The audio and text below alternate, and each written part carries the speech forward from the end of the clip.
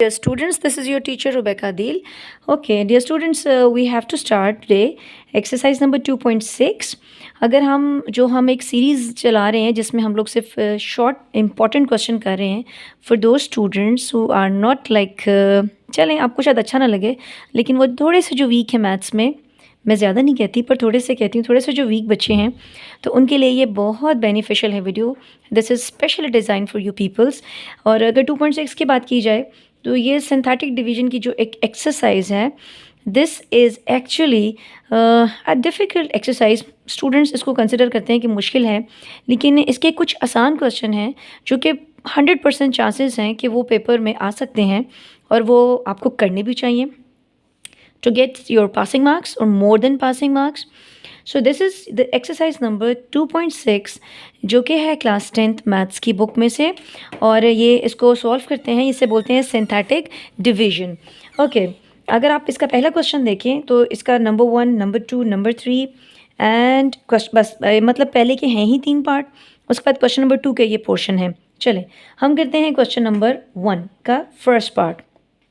सबसे पहले देखें, ये एक सिंथेटिक डिवीजन मींस एक डिवीजन है.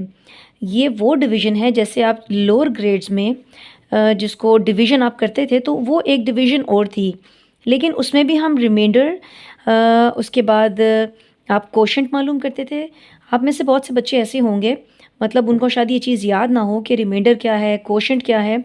तो लेट मी रिमाइंड यू कि अगर यहाँ देखिए हम एक डिवीजन का क्वेश्चन करते हैं, जैसे ये 25 है और अगर मैं इसको यूँ करूँ जैसे कि 4 से, तो 4 6 24. तो अगर आप गौर से देखें तो जो 6 है आपके पास, that is called quotient and the 1 is called reminder. मतलब जो बच गया है इसको रिमाइंडर बोलते हैं और इसको बोलते हैं कोशेंट.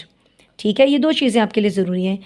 हम यहाँ पर मालूम क्या करने जा रहे हैं, हमने इस एक्सरसाइज में कोशेंट मालूम करना है और रिमाइंडर मालूम करना है. ओके, चलें स्टार्ट करते हैं. सबसे पहले क्या करेंगे, यहाँ गौर से देखें, ये आपके पास क्या है, एक्स स्क्वायर. अगर आप गौर से देखें तो एक्स स्क्वायर के साथ जो नंबर लिखा है जो कि आपको नज़र ही नहीं आ रहा है एक्चुअली, वो इनविजिबल नंबर कौन होता है, चलें बताएं, मुझे पता है आपको पता है, दैट इज़ 1. तो यहाँ 1 लिखा है, यहाँ 1 लिख दें. उसके बाद एक्स के साथ जो नंबर है वो 7 है तो यहाँ लिख दें 7. और जो रिमेनिंग नंबर है वो -1 है. दोबारा से बता रही हूँ, जो एक्स स्क्वायर के साथ नंबर है वो 1 है, जो एक्स के साथ नंबर है वो 7 है, और जो बाकी नंबर रह गए वो -1 है. अब आप क्या करेंगे, यहाँ छोटा सा लिखा हुआ आपको ये कुछ नज़र आ रहा है, कि जिस चीज़ से आपने डिवाइड करना है, ठीक है, जो आपका डिवाइज़र है, एक्चुअली इसको डिवाइज़र बोलते हैं. ओके, हम क्या कहते हैं, let x + 1 is equal to 0, और 1 यहाँ प्लस है, वहाँ पर क्या होगा, -1. मीन्स आपने इस -1 से इस क्वेश्चन को क्या करना है, डिवाइड करना है. ओके, इस -1 को आप यहाँ लिखें. अब आप क्या करेंगे, ये एरो साइन शो कर रहा है कि ये नंबर उठ के एज इट इज़ नीचे आ जाएगा. अब फिर देखिए मैंने क्या किया है, इस 1 को नीचे उतार दें, हमेशा ऐसे ही होगा. अब इस 1 को इस 1 से मल्टीप्लाई करें, मतलब 1 1 ज़ा 1, लेकिन साथ माइनस है तो प्लस माइनस क्या हो गया, माइनस. अब 7 में से 1 माइनस करेंगे तो क्या होगा, 6. Again, if you feel difficulty while solving these simplification, then use your calculator and write 7 - 1 will be 6. Again अब क्या करेंगे, अब इस दोबारा इस 6 को इस 1 से मल्टीप्लाई करेंगे, -1 से 6, 1 ज़ा 6, प्लस माइनस माइनस. अब माइनस माइनस क्या है, प्लस, तो ये आएगा 7, और हम क्या साइन लगाएंगे, ग्रेटर नंबर साइन लगाएंगे. Again use your calculator and right -7. अब एक और बात, अब आप क्या करेंगे, इस चीज़ को अगर एक बार में ना समझ सकें तो दोबारा मतलब रिवाइंड करके उसको पॉज करें, दोबारा से पीछे वीडियो करके फिर से देखें ताकि आपको प्रॉपरली समझ आ जाए. अगर आपको पहला क्वेश्चन समझ आएगा तो डेफिनेटली होप सो आपको नेक्स्ट क्वेश्चन करने में प्रॉब्लम नहीं होगी. ओके, अब देखें, जब हम डिवीजन करते हैं तो हमारी चीज़ें डिक्रीज़ होती हैं. D for division and D for decrease. मतलब डिवीजन करने से चीज़ों की, जब आप चीज़ों को डिवाइड करते हैं तो नेचुरल बात है, आपको पता है, चीज़ें कम होती हैं, जबकि मल्टीप्लिकेशन से चीज़ें बढ़ जाती हैं, इंक्रीज़ होती हैं. तो हम क्या करेंगे, हमें पता है कि यहाँ पर इसकी जो हाईएस्ट पावर है वो स्क्वायर है, 2 है. इसका मतलब है जब एक लेवल आप सॉल्व करते हैं तो पावर डिक्रीज़ हो जाती है.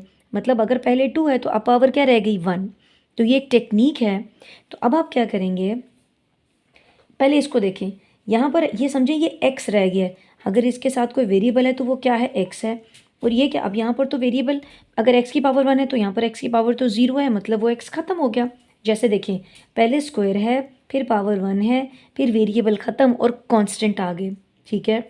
यहाँ देखें, क्योंकि जब पावर 2 थी अब कम होके 1 रहेगी, तो ये पावर x है, मतलब ये x है और ये क्या है, +6। तो इसको बोलते हैं ये हमारा कोशेंट हमें मिल गया। और ये जो एंड पे चीज़ बचेगी वो है आपकी रिमाइंडर।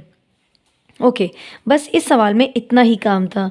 अब देखें नेक्स्ट, अब ये क्वेश्चन देखें, हम क्या करेंगे, अगर हम ऑर्डर को देखें, पावर्स को चेक करें, तो पहले 3 है, 3 के बाद 2 है, 2 के बाद 1 है, 1 के बाद 0 है। दोबारा बोल रही हूँ, 3 2 1 0।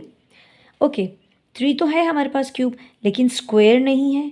इट मीन्स हम उस स्क्वायर की जगह, या हम इस क्वेश्चन को ऐसे लिख सकते हैं, 4x³ plus 0x² minus 5x plus 15, इस तरह से, ऐसे। अब ये क्यों किया है, क्योंकि हमें तो तरतीब से सारे नंबर चाहिए, सारे जो वेरिएबल्स हैं, जबकि यहाँ पर ऐसा नहीं है। अब हम क्या करेंगे, यहाँ पर खुद से हमने वो क्या लगा दिया है, 0, जिसको लिखने से हमें कोई फ़र्क भी नहीं पड़ेगा, मीन्स हमारा क्वेश्चन गलत नहीं होता ऐसे, और आपका जो रिक्वायरमेंट है वो पूरी हो जाएगी। अब देखिए, पहले क्या लिखेंगे, 4, उसके बाद क्योंकि तो यहाँ पर स्क्वायर की कोई चीज़ नहीं है और हमने उसको 0 बना दिया, 0, उसके बाद -5 और +15। अब हमने डिवाइड किससे करना है, जैसे हम लिखेंगे x+3 is equal to 0, 3 plus है, वहाँ पर क्या होगा, माइनस, जैसे ये किया था। अब -3 से डिवाइड करेंगे। अब हम क्या करते हैं, इस 4 को वैसे ही नीचे उतार देंगे। अब ये नीचे आ गया।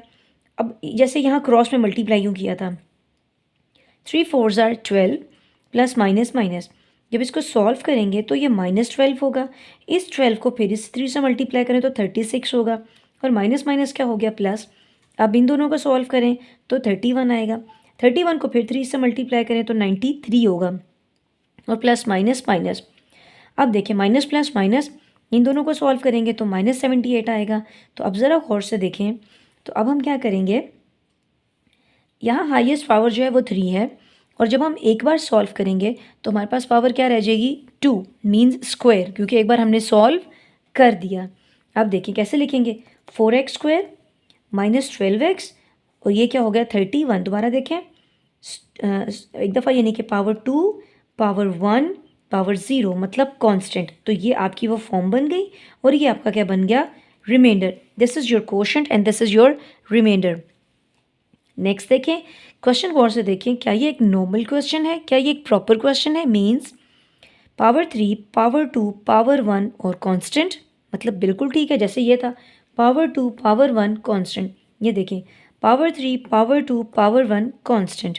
अब देखें, x के साथ, क्यूब के साथ 1 है, x² के साथ 1 है, x के साथ -3 है, और ये 2। अब ये अगर -2 है तो दूसरी साइड पे क्या हो जाएगा, +2। अब हम +2 से सॉल्व करेंगे। इस 1 को एज इट इज़ आपने क्या कर दिया, नीचे यूँ उतार दिया, कॉपी कर दिया। उसके बाद क्या करेंगे, 2 1s are 2, 2, और इसके बाद इन दोनों को प्लस करेंगे, 3, 3 2s are 6, 6 में से 3 माइनस करेंगे तो 3 आएगा, 3 2s are 6, 6 + 2 8। सॉल्व हो गया क्वेश्चन, बस। अब फिर देखें, इसकी हाईएस्ट पावर 3 है, एक बार सॉल्व करेंगे तो 2 रह जाएगा, means x² 3x + 3। So this is your quotient and this is your remainder. Now check करें इसको, इसका क्वेश्चन नंबर 2, ये हमारा क्वेश्चन नंबर 1 कंप्लीट हो गया है। ये भी बहुत छोटा सा सवाल है, मतलब इतना मुश्किल नहीं है, लेकिन अगर आपको मुश्किल लगे तो you can skip this question, but don't skip this question because they are not too much difficult कि आप इसको सॉल्व नहीं कर सकते। 1 या 2 या 3 बार कोशिश करने से, याद रखें स्टूडेंट्स, ये देखें, अभी तो इससे आगे कितने ही मुश्किल सवाल हैं जो आपके लिए वो बहुत मुश्किल है, लेकिन ये सवाल करने के लिए यू नीड द डिटर्मिनेशन, और आपके लिए आपकी फुल एफर्ट चाहिए। अगर आप आराम से 3 दफ़ा भी सवाल करेंगे तो मैं ये गारंटी करती हूँ कि आपको ये सवाल आ जाएंगे, और इसमें से पूरे चांसेस है कि ये 2 सवालों में से कोई ना कोई इनमें से क्वेश्चन आएगा पेपर में। ओके, अब यहाँ देखें क्वेश्चन नंबर 2। अब इस क्वेश्चन में देखें तो यहाँ बुक पे लिखा हुआ है कि इसका उन्होंने खुद से हमें एक दे दिया है। जैसे यहाँ पर तो हमें खुद से सॉल्व करना पड़ा है, साइड पे ले जाते हैं और हम कहते हैं ये हमारा डिवाइज़र है। यहाँ उसने बोला है कि इस नंबर से आपने डिवाइड करना है। बुक खोल के देखेंगे तो 2.6 का क्वेश्चन नंबर 2 आपको वहाँ पर मिलेगा। ये इसका मेन क्वेश्चन है।